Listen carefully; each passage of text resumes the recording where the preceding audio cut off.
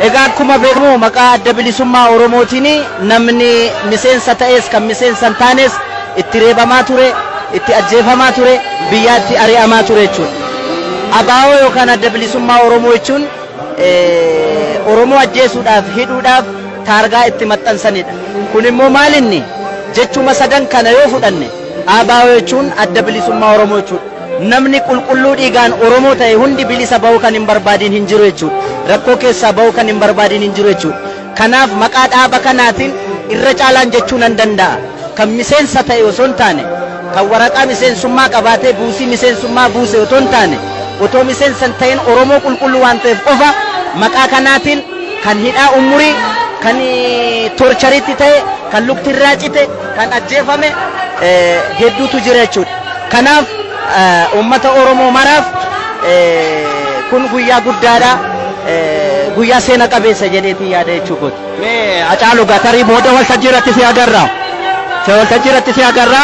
Garuu guyyaa kana ilaalchisuudhaan sirba kan kee lafa tufaamunaa irra jirra. Tarii ati immoo caalaa nu ibsita. Meeshee kana daawwattoota keenyaan nu ga'iiti si geggeessina.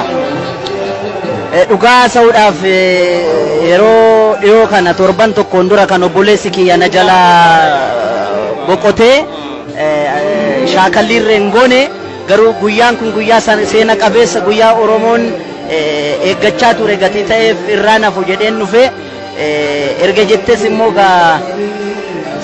sindirqullee aadaanin nama rakkisaa garuu immoo gammachuunis waan hunda of keessaa qaba.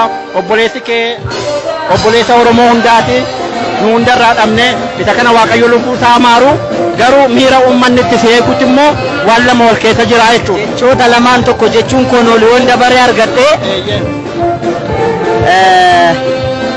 laalgalooko ullalleen kan tufaa laalgalooko gaara bichuu turii laalgalooko galaan finfinnee maarsee laalgalooko sila akka jaalalaa laalgalooko walirraan fagaannu laalgalooko daran nu fageesse.